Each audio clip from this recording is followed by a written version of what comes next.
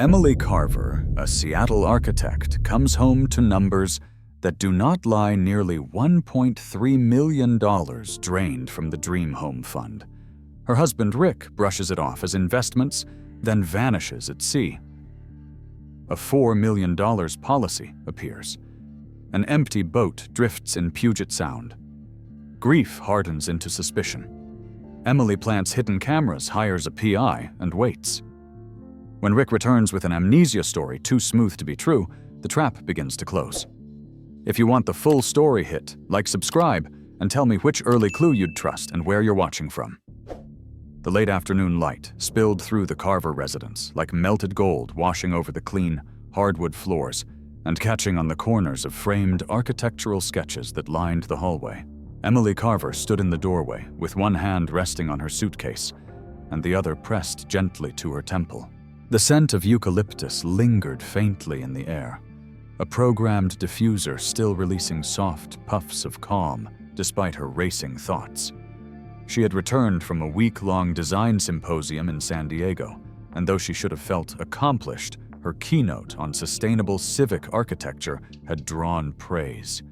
Something in her chest was already tightening, as if the house itself was holding its breath. She walked slowly into the kitchen, the quiet in the house unnerving. She had texted Rick when her plane landed. No reply. Typical lately. The mail was stacked neatly on the kitchen counter. She dropped her keys into the ceramic bowl by the sink and started sorting it automatically. Water bill, junk, more junk. Then a thick envelope from Crescent West Bank. The logo familiar. Their joint savings account. Probably just the routine monthly update, she thought, and tore it open with a practiced flick. But what she saw didn't make sense. The balance $520, $441.17. She stared at the number, looked again. There must be a mistake. Their savings should have been closer to $1.8 million. She had just confirmed it last quarter before the trip. Her hands moved quickly now, reaching for her laptop still in her carry-on. She powered it on, heart-knocking steadily, as she waited for the bank's homepage to load. Login. Two-factor code. Verified. The number on the screen matched the statement. Her throat dried. She opened the transaction history. The list unfurled like a slow nightmare. Cash withdrawals, wire transfers, charges from hotels in Nevada, California, Idaho casinos, luxury dining spa resorts. All marked with Rick's digital signature. She clicked through page after page, each one erasing something sacred. Trust, stability, the illusion of shared purpose. The screen blurred for a second, and she realized she had stopped breathing. She forced herself to inhale. Exhale. Then dialed his number. Straight to voicemail. Rick, it's Emily. I just looked at the bank statement. We need to talk. Call me. Now. Her voice was steel wrapped in velvet, the kind of tone that meant something terrible was coming. She sat at the kitchen island staring at the lit screen. $1 million gone. Just gone. She checked their other accounts. Only her personal fund remained untouched. She had opened that account years ago before the wedding. Rick didn't have access. Thank God. She remembered the night they first talked about Telluride. Firelight dancing across his face, his hand over hers on the wine glass, whispering promises about mountains, clean air, building something from the ground up together. Had any of it been real? She didn't hear the door open until his voice cut through the stillness. Emily, babe. It was casual, as if it were just another Tuesday. He stepped into the kitchen holding a reusable grocery bag and wore his old college baseball hoodie, the one frayed at the cuffs. He looked the same confident stride, same half smile. There's my award-winning architect, he grinned. How was San Diego? She stood slowly, her face unreadable. Where's our money, Rick? The smile twitched, faded. What the savings? It's nearly gone. That can't be right. He turned, began unpacking groceries like nothing had happened. Maybe a mix-up with the bank. I'll call them tomorrow. Don't, she said. I already checked online. It's not a mistake. He kept his back to her. It's a temporary thing, he said, arranging oranges, with absurd care. I had to move some funds, investment opportunities. blackjack tables are an interesting investment vehicle, she said coldly. Silence. He closed the fridge and faced her. You went through my accounts, our accounts. The ones you've been draining for over a year and a half. He rubbed the back of his neck. It's not like that. Then what's it like, Rick? She snapped. You blew through over $1 million. We were saving that money to build our life. I didn't blow it, he argued. It's tied up. There's volatility, yes, but there's upside too. This isn't about volatility, she said. It's about lies, addiction. You've been hiding this. I didn't hide anything, he muttered. My name's on the account too. Is that your defense? She asked, incredulous. That you had legal access? You emptied our future without saying a word. He stepped closer, his voice growing sharper. I needed space to make decisions. You're always in control. Always the one with the plans. And you're always the one with the secrets. She said, her voice quiet, now dangerous. Do you even remember who I am anymore? His eyes darkened.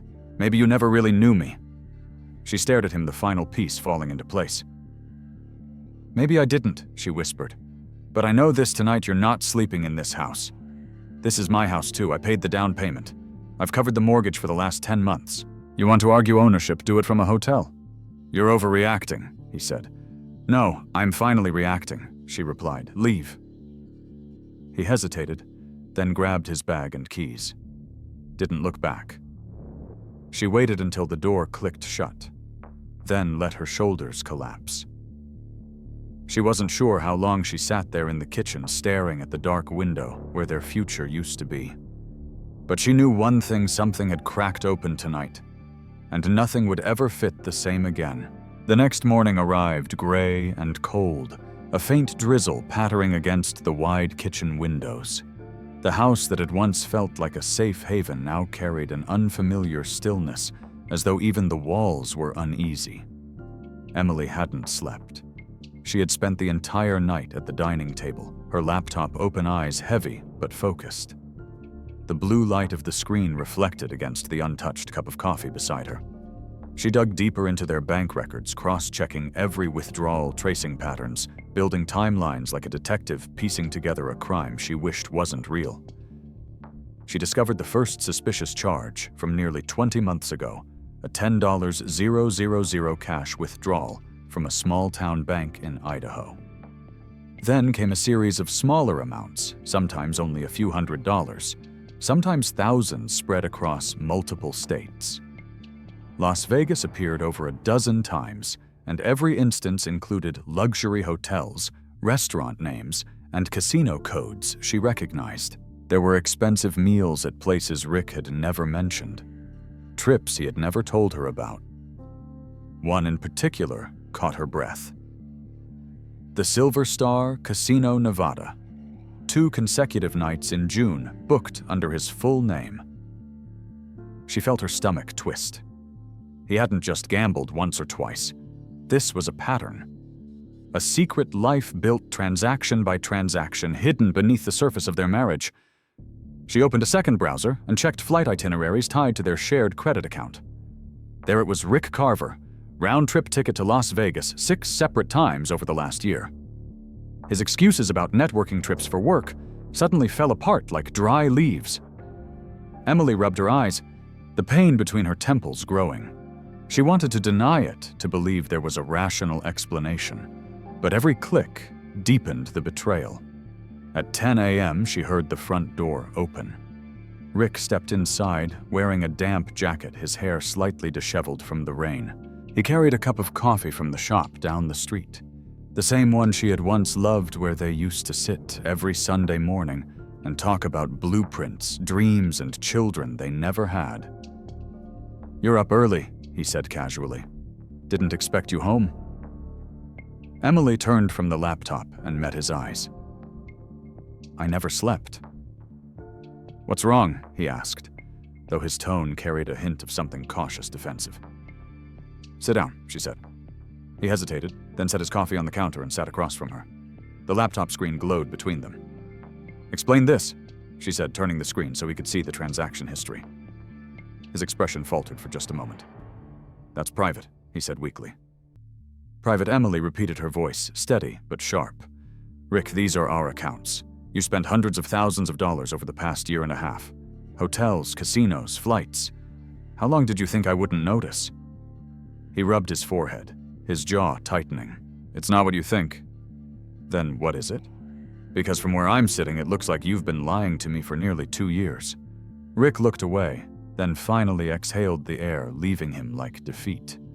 I was trying to fix it, he said quietly. Fix what I lost some money early last year.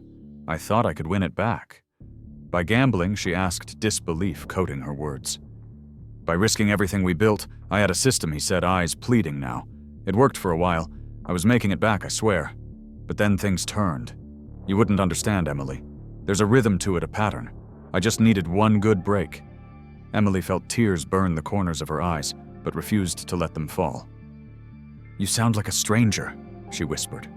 You talk about this like it's science. You've destroyed our savings, our plans, and you're still convinced there's logic in it. Rick stood abruptly pacing. I didn't mean for it to get this bad. You're acting like I meant to hurt you. You lied to me, she said, over and over. He stopped, hands on the back of a chair. I was protecting you, he said softly.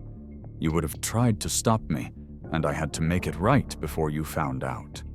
Emily stared at him, almost stunned by the conviction in his tone. Do you hear yourself? She asked. You call it protection, but it's betrayal. You call it fixing, but it's breaking everything. I can fix it, he said again, almost pleading now.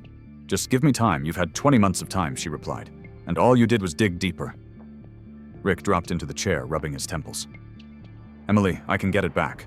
I have contacts, people who know the system. It's all about probability. Stop, she said, voice trembling. Just stop. For a moment, neither spoke. The drizzle outside had turned into steady rain, tapping against the windows like the heartbeat of something slowly dying. Emily stood closing the laptop, her decision quiet but final. I'm going to the bank this afternoon, she said. I need to secure what's left. And then I need you out of this house for a while. Rick looked up sharply. You can't just— I can, she interrupted. And I will. He stared at her for a long moment, searching her face for a trace of the woman who used to forgive him so easily. But she was gone. What remained was someone colder, sharper, forged from sleepless nights and empty promises. When he finally left the kitchen, the sound of the door closing echoed through the hall like an ending neither of them wanted to admit was real. Emily stood in the stillness, watching raindrops trail down the window, her reflection fractured by the glass. She no longer recognized the woman looking back. 3 days had passed since Rick left the house, and with every passing hour, the silence inside Emily's home deepened into something unrecognizable. She went through motions, woke up, made coffee, checked her email, fed the cat, all with a distant, mechanical grace. But her thoughts had begun to branch out like tangled vines, reaching into corners of memory she wasn't ready to inspect. On Thursday afternoon, the phone rang. She almost didn't answer. The number was unfamiliar Portland area code. She let it ring twice more before pressing the green icon and raising it to her ear. This is Emily Carver, she said. Hi, Mrs. Carver. My name is Elaine Grant. I'm a representative from North River Life and Annuity out of Portland. I'm calling regarding a policy application filed by your husband, Richard Carver. Emily blinked, confused. A policy? Yes, ma'am. He submitted the application a little over 2 months ago. We finalized everything 3 weeks back. It's a $4 million term life policy. I'm just calling to confirm that the mailing address is still current. We've had some documents returned. Emily's fingers tightened around the phone. I'm sorry, did you say $4 million? Yes, that's correct. And when exactly was this initiated? Elaine hesitated, sensing the change in tone. Initial paperwork came through on August 17th, signed in office by Mr. Carver. Were you not aware? Emily swallowed hard. No, I wasn't. The conversation ended quickly after that, with Emily giving the mailing confirmation in a voice too steady to be natural. When the line disconnected, she set the phone down and stared at the counter for a long time. Her hands began to tremble. August 17th. That was 2 weeks before their anniversary when Rick had taken a business retreat to Eastern Washington. She remembered now he had returned with a sunburn and that cheap bottle of wine. He never mentioned Portland. Never mentioned any kind of insurance. Why would he? There had never been secrets about finances until now. But this wasn't oversight. This was strategy. That evening, as the sky darkened and wind picked up outside, Emily opened Rick's desk drawer. She didn't expect to find much, but she had to look. Inside were scattered receipts, car keys, old membership cards, and tucked at the very back, a small, locked notebook. She recognized it. Rick had used it years ago to log baseball scores and stats during his coaching stint. She flipped through the pages. In the last few, new handwriting. Travel dates, locations, numbers. One entry simply read, "Final transfer 10/9, 3:45 p.m. Monsoon 34. Monsoon 34 was the name of their boat, a small but sleek vessel Rick had insisted on buying last spring. He said it was a retirement dream weekend getaways along the coast. But lately he hadn't taken it out much, or so she thought. The next morning the phone rang again. This time it was the police. "Mrs. Carver, this is Deputy Nathan Connolly with the King County Marine Patrol. We've recovered a boat registered to a Richard Carver found adrift about 3 miles off Whidbey Island. No one on board, no signs of struggle or distress, just floating." Emily felt her breath catch. "That's our boat," she said barely above a whisper. "It's called Monsoon 34. "Yes, ma'am." It was reported by a local fisherman just after 6:15 a.m. Engine was idle. No keys, but no damage, either. "Do you know when your husband last took it out?" Emily closed her eyes. "I don't. I didn't know he'd taken it out at all." There was a cooler on board still half full, 1 sandwich, 2 empty bottles of water, and a phone completely wiped. Emily said nothing. The deputy's voice softened. "We're launching a search operation, but I wanted to inform you directly. I'm sorry." She nodded silently, the phone pressed tightly to her ear. That afternoon, she sat at the dining table again, the same place she had discovered the missing money. This time, she wasn't searching for answers. She was connecting them. August $4 million policy. October 9th, final offshore transfer. October 10th, Monsoon 34 found adrift. A pattern so meticulous it chilled her. There were no coincidences, no missteps. Rick had staged his disappearance down to the breadcrumb. As evening fell, the news spread fast, local outlets, marine rescue updates, sympathy messages from friends. She responded to none of them. Her phone lit up with notifications. "Thinking of you. So sorry to hear. Let us know if there's anything we can do." She didn't cry, not because she wasn't broken, but because her grief had already mutated into suspicion.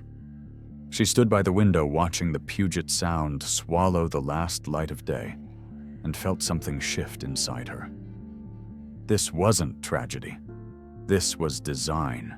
The morning after the Coast Guard officially called off the search, Emily sat at her kitchen table, staring into the bottom of a cold mug of coffee, her fingers wrapped tightly around the ceramic, as if it might anchor her to something real. She hadn't spoken to anyone since the report was filed. The authorities had labeled it an accident, presumed lost at sea. That phrase echoed in her mind, hollow and convenient. She had studied every inch of the incident report. The empty boat, the half-eaten sandwich, the wiped phone. Everything too orderly, too clean. And the insurance policy, no one had mentioned it yet, not even the investigators. But she knew. She knew too much to grieve like a widow. So she made a decision. She would not confront. She would not cry. Not yet. She would play the role they expected. The grieving wife, quiet, heartbroken, cooperative. And while the world lit candles and brought her casseroles, she would begin to build her strategy. That afternoon, she visited a local security firm and purchased 3 discrete motion-activated cameras. She installed one near the front door, another in the den, and the third in the hallway outside the office Rick used. She didn't explain herself to the man at the counter, who raised his eyebrows at her purchase. She merely signed the receipt and walked out. The next day, she called Marcus Reed. She had met Marcus years ago at a women's networking event where he had spoken about digital privacy and investigative strategy. He had impressed her then, not just with his knowledge, but with his discretion. When she dialed his number, he answered on the second ring. "Marcus, it's Emily Carver. I need to hire you. she said simply. There was a pause, then a calm, professional response. Tell me everything. Over the next hour, she outlined the timeline, the financial records, the insurance policy, the abandoned boat. She left nothing out. Marcus listened without interruption, asked concise questions, and by the end of the call agreed to begin surveillance and records tracing immediately. He's not dead, she said softly before hanging up. I know he isn't. The days that followed passed in a strange rhythm. Friends stopped by. A local pastor offered support. Neighbors left flowers and handwritten notes. Emily nodded, thanked them, played her part. The kind, steady woman with the broken heart. She wore black. She answered questions quietly. She let people believe what they wanted. The memorial service was scheduled for Sunday afternoon at the chapel on 6th and Ash. It was the same place they had married. She hadn't set foot there in nearly 8 years. The morning of the service, she stood in front of the mirror, adjusting the collar of her black coat. Her hair was pulled back, her makeup minimal, her eyes hollow by design. She looked like someone who had lost everything. That was the goal. When she arrived at the chapel, the room was already half full. Soft organ music played. Friends, colleagues, distant relatives, many of whom she hadn't spoken to in years, lined the pews in muted tones. Emily stood at the front, received condolences, nodded graciously. When the service began, the pastor spoke warmly about Rick. His generosity, his humor, his dedication to community sports and weekend volunteer work. Emily listened in silence, hands folded. She didn't correct any of it. When it was her turn to speak, she walked slowly to the podium. She took a breath and let her eyes drift over the crowd. Rick was a man who lived with fire. She began, her voice trembling just enough. He loved fiercely, even when he didn't always know how to show it. We built a life together, and even in the hardest moments, I believed we were building something real. Her voice caught, and someone in the back of the room sniffled. She pressed a tissue to her lips, then looked up again. And that was when she saw him, back corner near the exit. A man standing still while others sat, dressed in black, shoulders familiar, arms crossed, sunglasses hiding his eyes, but not his posture, not the way he shifted his weight onto his right leg, just as Rick always had when restless. The jawline, the slight tilt of the head, it wasn't imagination. It was him. Her heart stopped. She gripped the podium tighter. Rick, she whispered, not into the microphone, just into the space between them. The man didn't move, didn't flinch, just stood there, a shadow among mourners. Emily continued her speech. She finished with practiced grace, her words layered with sorrow and reverence, but her eyes never left the man in the back. When the service ended, she descended the steps from the altar and turned her head. But he was gone. She moved quickly to the exit, but the hallway was empty. Outside, the parking lot stretched out under gray skies, wet with drizzle. She scanned every face, nothing. No trace, a phantom in black. But she knew. Every cell in her body told her the truth. Rick had come to his own funeral, and he wanted her to see him. 3 days after the memorial, Emily received an unexpected call while standing in line at the post office. The number was blocked. She almost ignored it, but something told her to answer. Mrs. Carver, this is Agent Margaret Cole. I'm with the Special Investigations Unit at North River Life. Do you have a moment to talk? Her voice was direct, professional, the kind of tone that made people straighten their posture. Emily stepped outside into the cool air, walking slowly toward her car. Yes, of course, she replied. What's this about? It's regarding your husband's life insurance policy. I'm aware of his presumed death. I'm sorry for your loss, but I need to ask you a few questions, and I'd appreciate your honesty. Emily leaned against the side of her car, shielding herself from the wind. I'll answer anything I can, she said. All right. First, were you aware that the primary agent who processed your husband's policy is Allison Hayes? Emily frowned. The name was unfamiliar. No, I don't know her. There was a pause. She works out of our Portland office. What's interesting is that she's not typically assigned cases that large. Most of her clients are under $500 000 policies. Your husband's was $4 million. Do you know why he might have requested her specifically? I don't, Emily answered carefully. He never even told me he had taken out the policy. That's consistent with what we've seen Maggie said. In fact, the policy was flagged internally 3 weeks ago before his disappearance. There were certain irregularities, backdated documents, signatures missing timestamps, and Miss Hayes' involvement has raised some internal concerns. I've been assigned to investigate both the policy and its surrounding context. Emily remained still, the name Allison Hayes now etched into her mind. What exactly are you suggesting? She asked. At this stage, Maggie replied, I'm not suggesting anything officially, but off the record, I think your instincts are correct. Something about this isn't right. What do you mean, my instincts? Emily asked. There was another pause. I've been watching the footage from the memorial, Maggie said. You knew he was there, didn't you? Emily didn't respond immediately. Yes, she whispered. I knew. Then I think we're on the same side, Maggie said. I'll be in touch. The line disconnected. That evening, Emily met with Marcus at a diner on the outskirts of town. The waitress brought them 2 mugs of black coffee and disappeared without a word. We have something, Marcus said, sliding a manila folder across the table. A rental property under the name Eric Dawson, paid in cash. Small cabin up in the Cascades. Been occupied since mid-September. Registered to a P.O. box in Portland. Emily opened the folder. Inside were photographs, grainy, but clear enough. A man in a dark jacket entering a rustic cabin, his face obscured by a hat. A woman beside him carrying groceries, mid-30s, blonde. Is that her? Emily asked. Marcus nodded. Allison Hayes. Confirmed by the license plate on her car. She's been up there at least twice a week. No paper trail between her and Rick under his real name, but Dawson is Rick.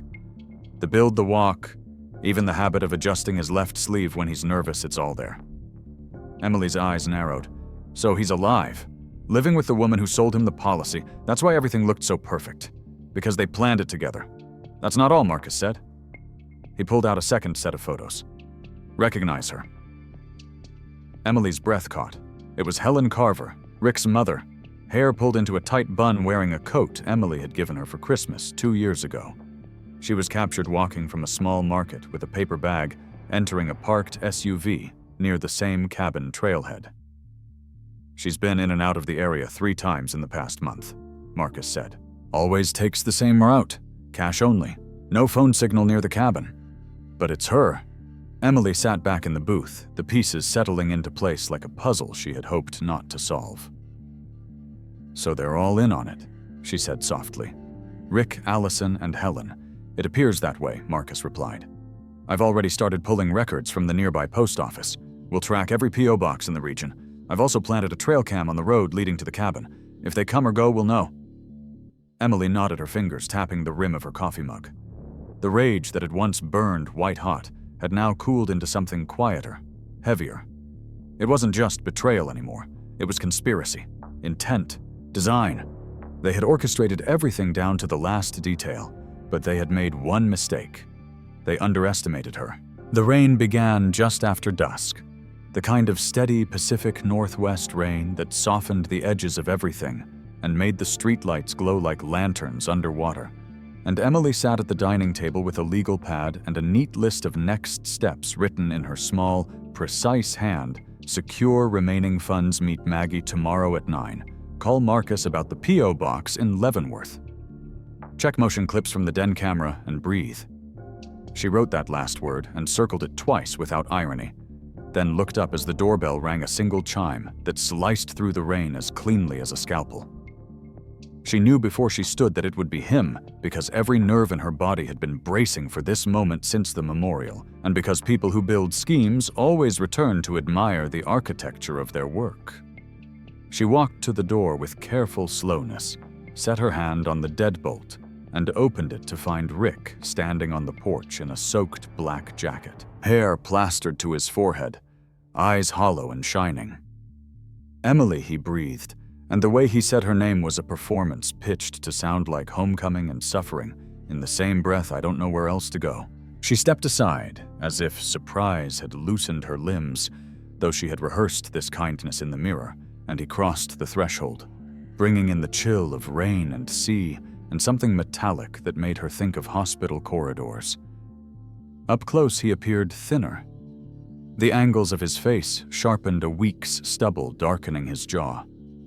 He shivered once, not dramatically, but enough to be seen, and she pressed a towel into his hands, keeping her voice soft, almost fragile.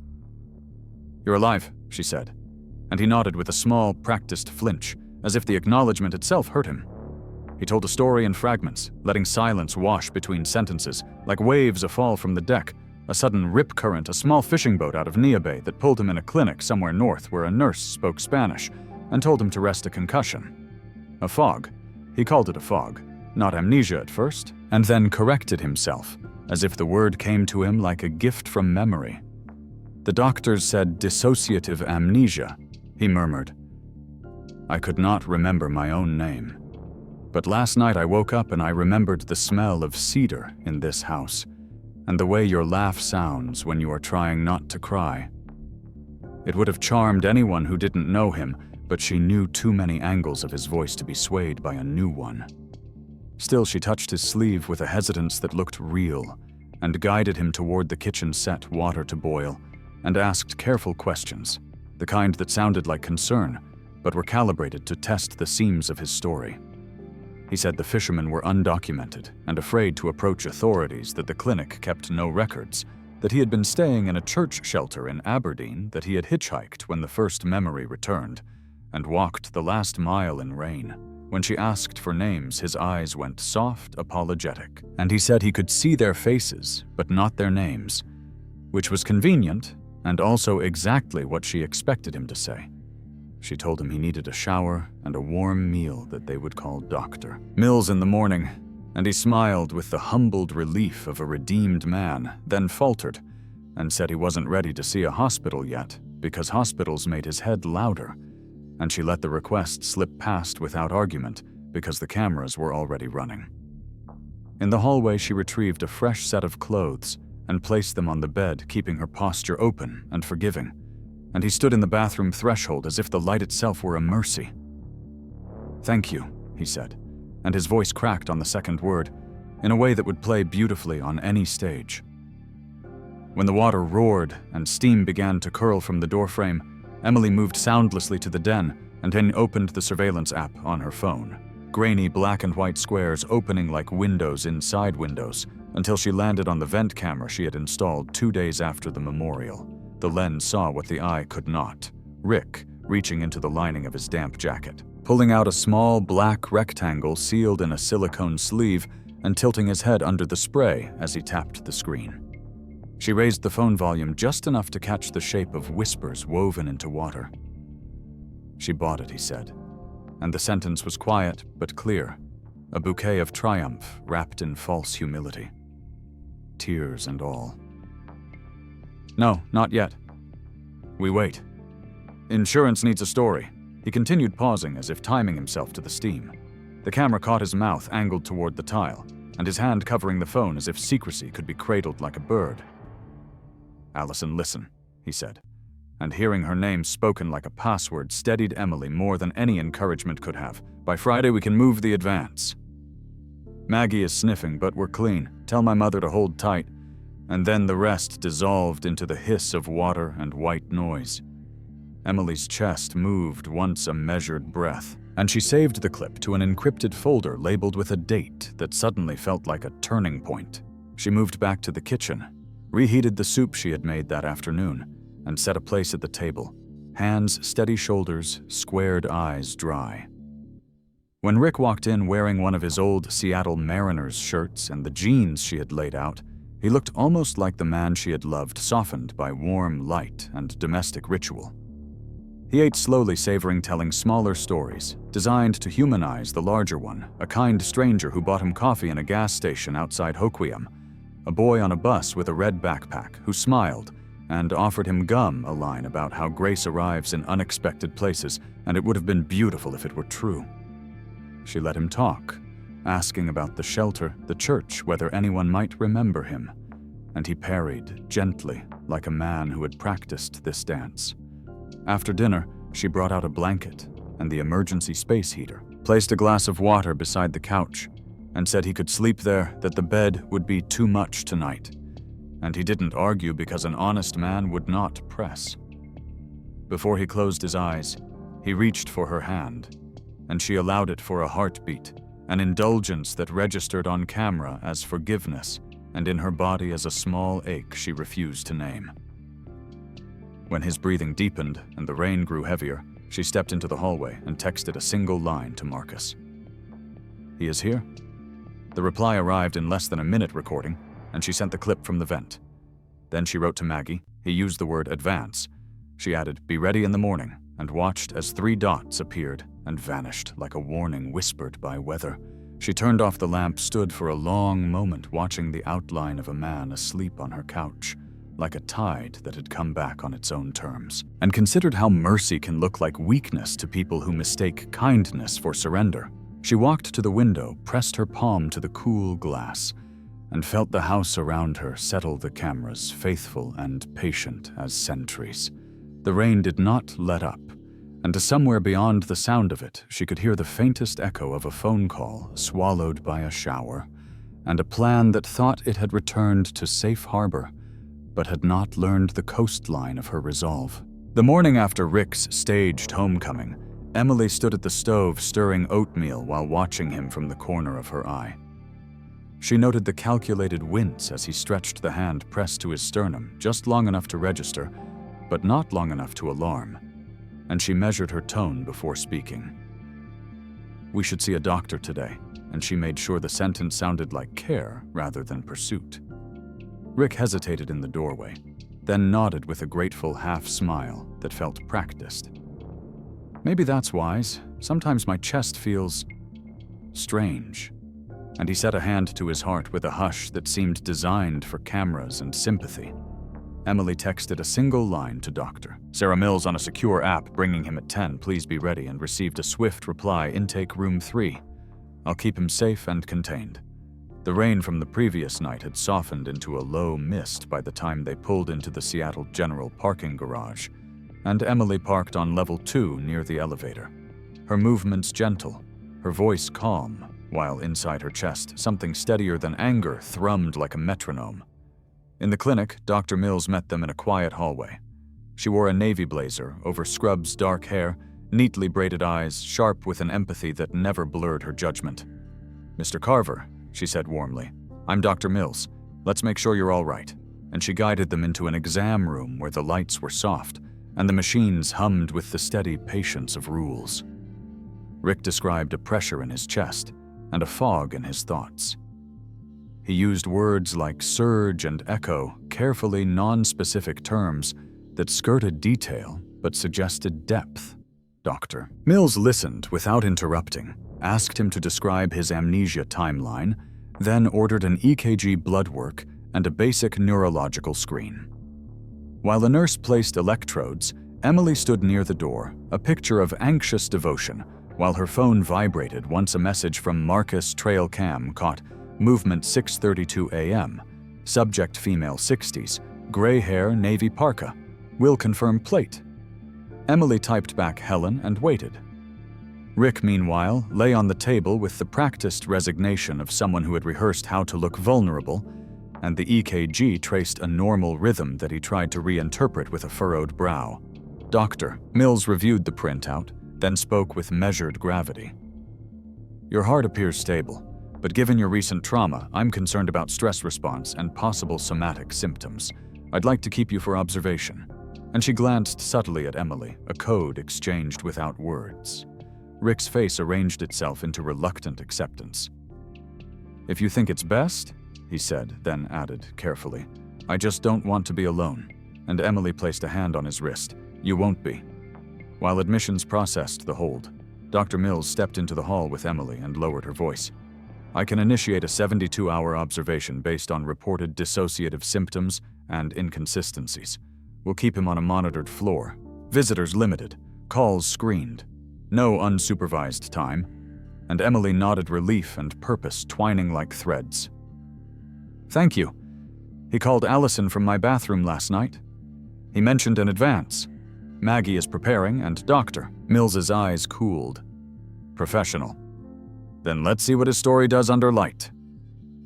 Back in the room, Rick pressed a hand to his chest and exhaled sharply as a nurse adjusted the cuff. It's happening again, he murmured like a squeeze, and the nurse, trained in both compassion and triage, noted the absence of alarm signs even as she documented the complaint. Within the hour, Rick was settled in a private room with a view of gray sky and a nurse station 10 steps away. Emily arranged his overnight bag sweatshirt book charger, then slipped the phone he had borrowed from the bathroom into her purse while he watched the clouds with the solemnity of a penitent. When she kissed his forehead, a gesture that read as tenderness but tasted like strategy, she said, "I'll be back after lunch," and walked down the corridor to meet Dr. Mills and the unit social worker who confirmed the observation order and the limit on external contacts. Emily texted Maggie, "He's in under observation psych consult, pending mention of chest pain documented," and the reply came fast. "Good. I've escalated internal review. Allison's travel card pinged in Yakima last night, and then Marcus's second text hit like a door opening confirmed Helen. Photos attached. Locker facility off Route 2. Pulled a steel cash box. Also found a velvet pendant case with sapphire, likely Allison's. Plus 3 passports, Eric Dawson, Sarah Miller, and one with Rick's face under Mark Hale. Plates show rental SUV. Returning toward highway now. Emily opened the images and felt the strange ache of a familiar sweater seen on a stranger Helen in profile, lips tight, hands steady on a metal lockbox. He had always called his mother the compass of his life, and now Emily understood the direction that compass had chosen. She forwarded the photos to Maggie with the note "Mother" involved. False identities confirmed. Storage unit link, and Maggie responded, "This strengthens intent. Hold steady. Do not confront. We will coordinate with law enforcement." Emily slid the phone into her blazer and returned to Rick's room, where he lay with a saintly stillness, gaze distant, voice gentle. "Do you remember our first winter here?" he asked, and the words floated like snow into a room designed for observation. "We burned cinnamon candles and you wore that gray sweater with the elbow patches," and Emily watched the scene he tried to conjure, aware of how memory, when used as a tool, can look like tenderness while it seeks permission. She answered in the softest register she possessed. "Yes, I remember," and handed him a cup of water. He drank with gratitude, then asked whether she had spoken to the Coast Guard again, whether there had been any new reports, and she said not yet because the truth now lived in careful pockets. When a nurse entered to draw blood, he squeezed Emily's fingers and winced just enough to seem brave. And afterward, when Dr. Mills returned to conduct a brief cognitive exam, he stumbled on the months backward and misnamed a common object before correcting himself, his effort almost convincing if one did not track patterns for a living. "Doctor," Mills recorded it all without judgment, then said, "Rest. We'll talk more this afternoon," and stepped out with a nod to Emily that said, "Trust the net." In the hallway, Emily's phone vibrated once more. Marcus again. Helen met with Allison's car 10 miles east. 2 bags exchanged. "I'll follow at distance." Emily texted back, "Safety first. Do not lose them." And then she stood at the glass, watching Rick through the reflection of her own face, recognizing how a cage of care can feel merciful from the inside and necessary from the outside. She could sense the next movement forming a shift in the weather of his performance, and the inevitability of a plan straining against the quiet. And she turned toward the elevators just as her phone lit up with Maggie's final note of the hour internal green light for coordinated action. Timing will matter. Keep him comfortable. Keep him talking. Keep the story breathing until we are ready. Emily slipped the phone away and walked back toward the room where the heart monitor traced its patient line, and the rain began again beyond the glass, like a metronome counting down to something she would not name. The second morning in the hospital began with a strange calm that made Emily uneasy, a hush in the corridor that did not match the steady beeps of machines or the soft squeak of nurses' shoes. And when she arrived at Rick's room, she found him reclined at an angle that performed both frailty and courage. his hands folded on the blanket like a man preparing to accept whatever verdict the body might deliver. Dr. Mills had kept him under observation, charted his inconsistent memory lapses, and limited calls to supervised intervals. Yet he seemed oddly composed, as if some internal clock had moved him into the next phase of a well-practiced routine, and Emily recognized the familiar choreography of someone about to step into a new disguise. At noon, a cardiology consult appeared, as if summoned by wish rather than order. Dr. Anthony Martinez, a former college friend of Rick's whose name Emily had seen once in an old reunion program, and again more recently in the leather notebook Marcus had recovered in a digitized photocopy. His presence made the air feel slanted, and though his tone remained professional, Emily watched a tiny exchange of glances between the two men. A flicker so brief it might have been imagined by anyone who hadn't trained herself to see the weight of seconds. Rick described a crushing chest pain that came like a wave, and then a hollow, and Dr. Martinez requested privacy in the soft, curated voice of a specialist who knows the right words. And Emily stepped into the hall with Dr. Mills, who whispered, "I did not call him," and Emily answered, "I know," because she had seen enough backstage doors to recognize when a guest let himself in. 20 minutes later, a nurse ran past, pressing an alarm. The corridor shifted into motion, and Emily's heart did not race so much as lock into a steadier rhythm, as if bracing for a blow anticipated long ago. In Rick's room, an oxygen mask lay askew, the monitors tracing an abnormal rhythm that slid into flatness, and Dr. Martinez stood at the bedside calling times with crisp authority. 12:41 begin compressions, 12:43 epinephrine, 12:46 no response, while the team worked with controlled urgency until at 12:52 he declared the time of death in a voice that carried a note of rehearsed gravity. And Emily felt the room dim around the edges like a light lowered at intermission. Later, in a small family office that smelled faintly of disinfectant and lavender, Dr. Martinez placed a signed certificate on the table, his pen strokes firm, his sympathy succinct, and he told Emily that sometimes hearts fail after trauma with no warning at all. Emily nodded with the correct tremble, signed the necessary forms, and asked the appropriate questions, her voice a blend of shock and stunned gratitude for the team's efforts. By evening, arrangements were in motion for a second service at Evergreen Chapel, a place with a modest stage, warm wood, and good acoustics, where a week later the room would fill with an audience who believed they were gathering to say goodbye again. When Emily met with the funeral director, she requested two odd things that raised no alarms in a city accustomed to personalized rituals: an open casket with specific sight lines, and a discreet camera to project memories onto a screen behind the flowers. Privately, she added a third, approved in a quiet, side conversation with the director, who had once been a grateful client.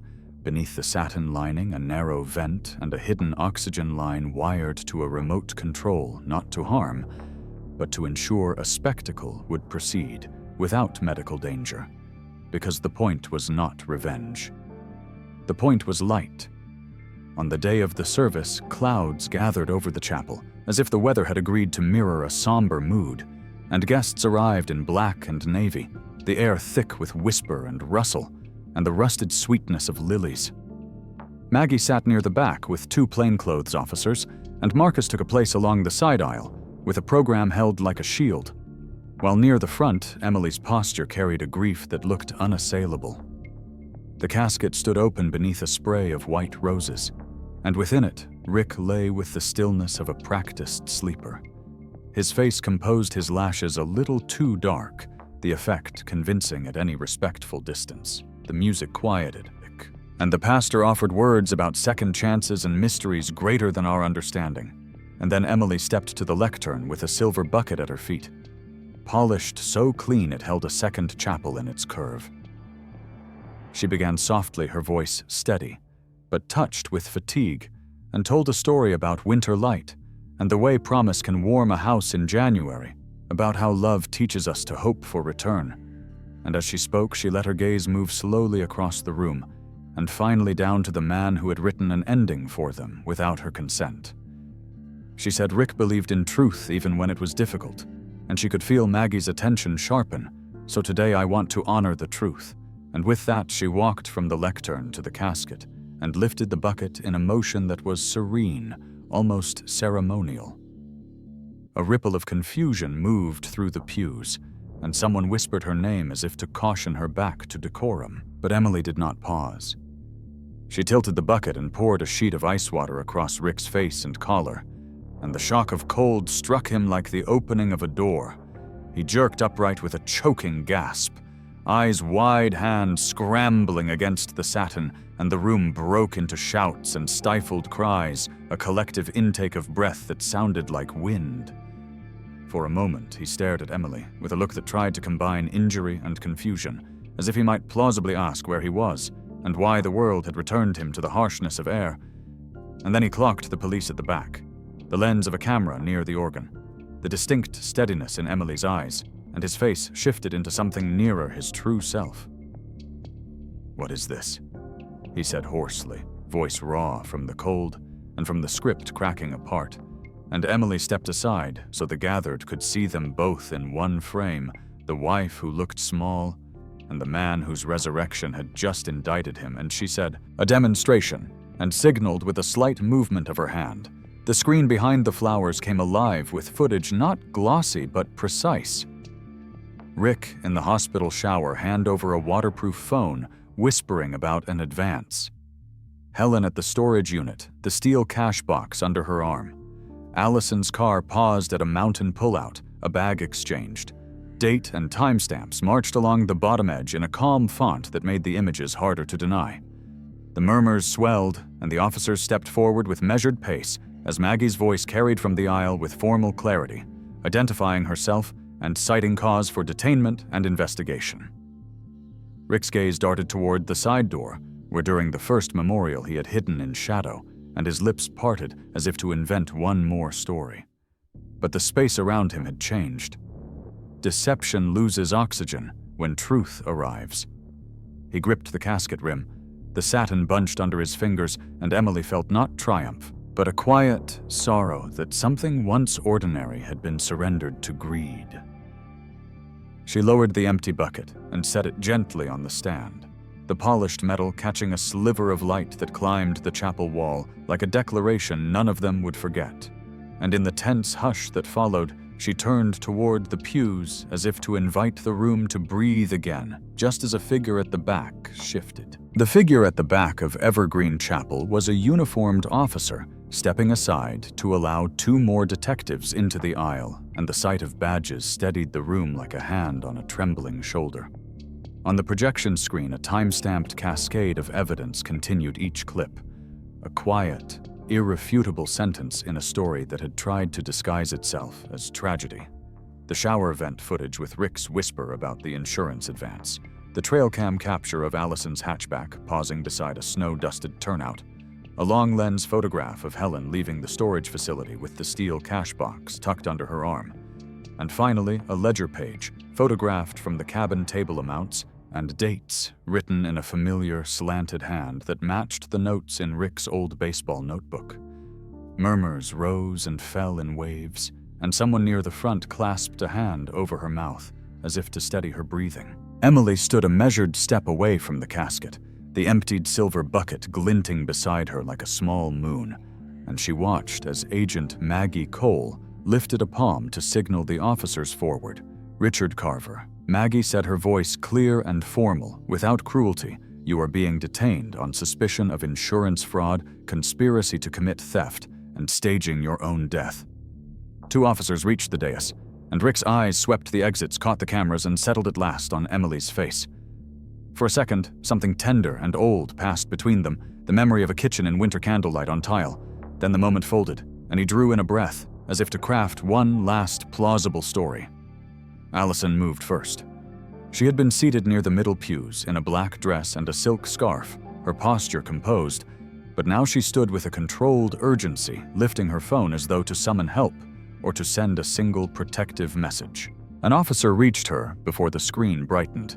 "Miss Hayes." Maggie continued, "Please place the phone on the bench, hands where I can see them."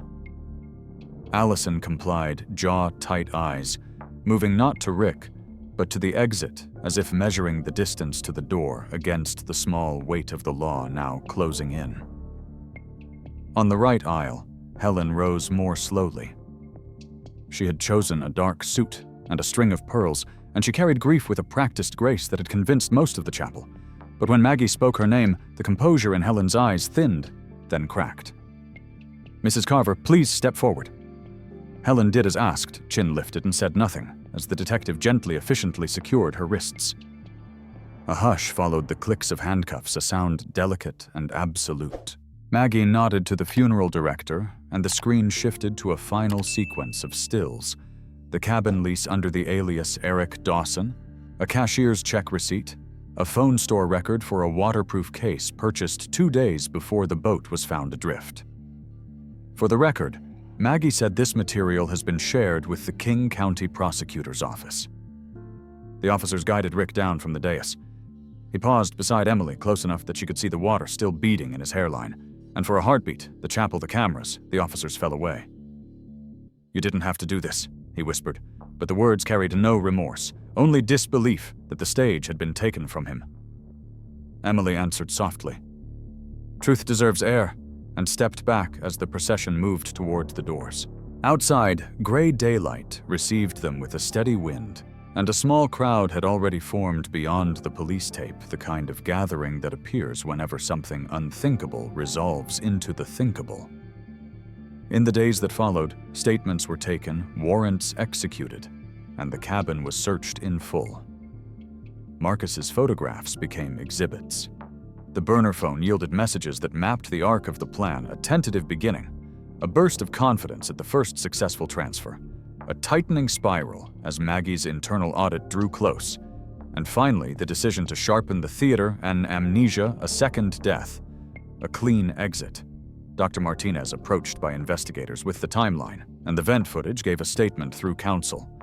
His name would become a footnote with consequence license surrender, cooperation. A letter of regret that read like an end to a chapter he should never have opened. The arraignment drew a quiet crowd. Emily attended in a navy suit, hair pinned back, a slim folder in her hands.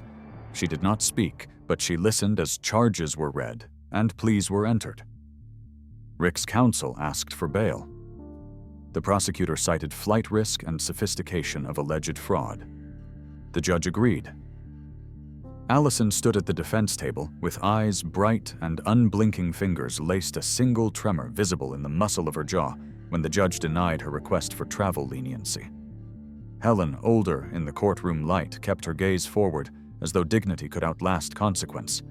Months moved the case from headlines to hearings, and each motion narrowed the path. Witness lists were exchanged. Experts prepared to explain digital trails and financial flows. The Coast Guard report on the boat's discovery became part of a larger narrative about intent. Through it all, Emily resisted the undertow of bitterness by keeping her energy on the practical work. Small dinners with friends who did not demand explanations, and weekly meetings with Maggie and the prosecutor where she offered context sparingly and documents precisely. When trial finally began, the state's case uncoiled with the same quiet certainty that had filled the chapel screen. The jury saw the shower vent video, the storage unit photographs the ledger copied in Marcus's clean scans, and heard the recorded call Allison had placed from Emily's bathroom during her condolence visit weeks earlier. The defense constructed alternatives stress confusion, a coincidence of timelines, a collapse of judgment without criminal intent. But intent had been written in too many places in their own hands. Midway through, a plea surfaced, then faltered. In closing, the prosecutor spoke not of vengeance, but of the dignity owed to truth when trust is broken, and the courtroom listened with the attention people reserve for a story they know is also a mirror. The verdict arrived on a Tuesday afternoon. Rick Carver, guilty on counts of insurance fraud conspiracy to commit theft and falsification of records. Allison Hayes, guilty on conspiracy and fraud. Helen Carver, guilty on conspiracy. Sentencing came weeks later, a solemn cadence of numbers that were not abstract to the people who would carry them. 16 years for Rick with restitution, 8 for Allison with eligibility subject to cooperation conditions already met in part. 6 for Helen reduced from higher ranges due to age, and a late admission of involvement in cash management, but not in planning. Emily sat very still as the judge spoke a hand around the edge of her chair, as if bracing for a wave. She did not watch Rick when he turned once briefly, as deputies led him away. She watched the seal above the bench the measured balance it promised, and held her breath until the room emptied to a murmur. Outside, winter light lay pale across the courthouse steps. Maggie joined her with a small, steady smile that was not celebratory so much as respectful. "You carried this with care," Maggie said. Emily nodded. We all did. Marcus approached with paper cups of coffee, offered one, and looked out across the plaza where a child chased a flock of pigeons into sudden, bright motion. "There is one more thing," he said gently. "The foundation paperwork you asked me to draft the board names. We discussed the mission statement you started." And Emily took the cup, warming her hands around it, then lifted her gaze to the windows across the street, where her reflection ghosted over a city she had once designed only in buildings, and now understood as a place where stories asked to be rebuilt too. And in the quiet that followed, a text arrived from an unknown number with a simple line that made her pause. "I would like to apologize, if you will see me." In the weeks after sentencing, Seattle's winter light thinned into a pale ribbon across the mornings, and Emily learned the quiet routines of rebuilding. She woke before dawn, brewed coffee strong enough to hold the day steady, and walked the length of her living room with a legal pad and a pen, making lists with careful headings and practical verbs. She met Maggie twice at a small table near the courthouse to finalize victim restitution forms. She returned Marcus's camera equipment with a handwritten note and a promise to call if she ever needed a lens again, though she hoped she would not. And she went back to her office, unlocked the door, and stood for a long time looking at the models and renderings that had once defined her purpose, and now felt like tributaries feeding a larger river. The idea for the foundation had begun as a sentence on a napkin during a late meeting with the prosecutor, and it gathered shape the way architecture does. She sketched a structure of service rooms of privacy, clear lines of intake exits that felt like new paths. She named it the New Beginnings Foundation because the phrase was plain and true, and plain truth had carried her farther than style these last months. She formed a board with 3 people who understood both tenderness and boundaries. Maggie, who could read a ledger like a witness statement. Marcus, who saw around corners without being unkind. And a non-profit director from Tacoma, who specialized in crisis navigation. Together, they found a modest space in a restored brick building in Pioneer Square, a suite with high windows, a view of elms, and enough light to make even difficult conversations feel less heavy. On opening day, they kept the ribbon small and the speeches shorter still. Emily spoke for 2 minutes, thanked those who had held a line for her when her own hands shook, and named the mission without ornament to stand beside people whose trust had been mishandled and to help them hold both the facts and themselves. The first client arrived an hour later, a retired teacher from Kent, who brought a tidy binder and an apology for taking up time. She told a story of a nephew who had asked her to co-sign a loan and had over months moved her savings through promises into absence. Emily listened without interrupting, then slid a glass of water across the table and mapped a road of steps that was neither quick nor easy, but real. The second client came the next day, and then a third, and by the end of the first month, the waiting list had turned from a column into a second page. Emily hired a financial counselor 2 days a week, a soft-spoken attorney for one afternoon, and a therapist who knew the shape of grief when the person one grieves is still alive. Her own house changed with the season. She donated the roses Rick had planted to a community garden, drawing lines in the soil for new plants that would bloom later and without memory. She kept the cameras for a while, then let them go, uninstalling each one with a slow gratitude that felt like a prayer for rooms to belong to themselves again. Sometimes she drove past the courthouse and did not look up. Sometimes she walked along the waterfront and allowed herself to miss the idea of an ordinary life, not the particular person, but the unbroken shape of trust. One afternoon in early spring, rain drifted in thin curtains across Occidental Park, and a woman stepped into the foundation with the careful gait of someone carrying a story that had been heavy for too long. She introduced herself as Claire, a nurse from Spokane, and she sat across from Emily with both hands around a paper cup of tea. "I watched the video," she said, eyes steady but damp at the edges, "and I realized I was not alone in feeling foolish for believing what I wanted to believe." And then she told her story, years of small deceptions that did not look like crime until they did, and the peculiar ache of discovering that love can wear a mask long enough to rearrange the face beneath it. When she finished, she reached into her bag and set an envelope on the table. "This is not a donation," she said with a faint smile. "It is a thank you for courage which I am borrowing today." And Emily shook her head gently, slid the envelope back, and said, "Keep what you can use. Leave only what you no longer need." And Claire laughed once surprised, then wiped her eyes in the swift gesture of someone not used to being the one crying.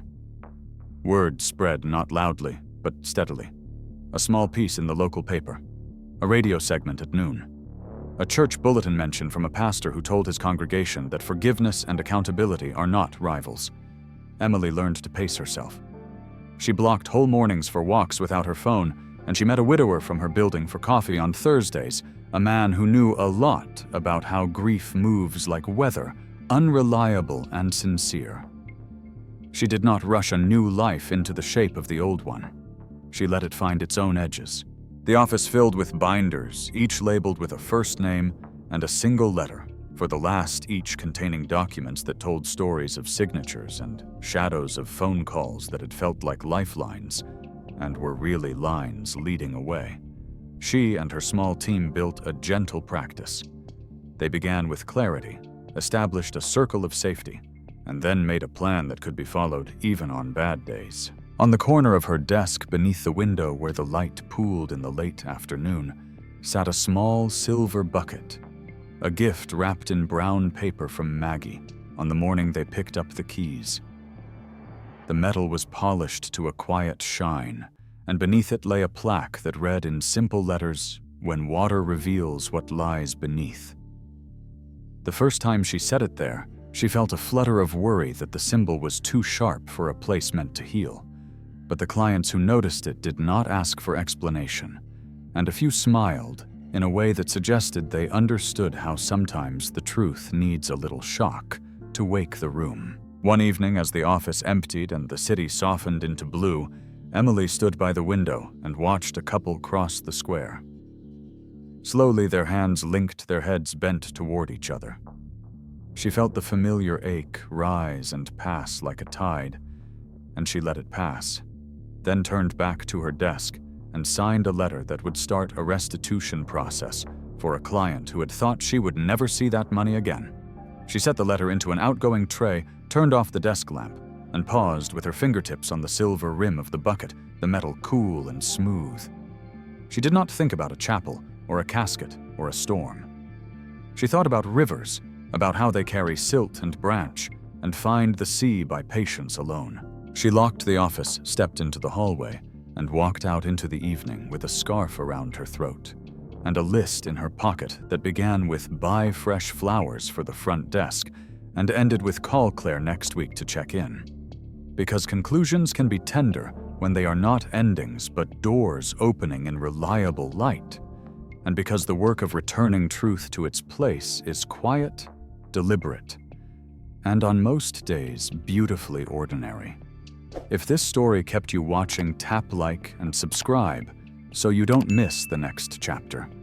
Tell me in the comments which twist hit you hardest and where you're watching from. I read every comment.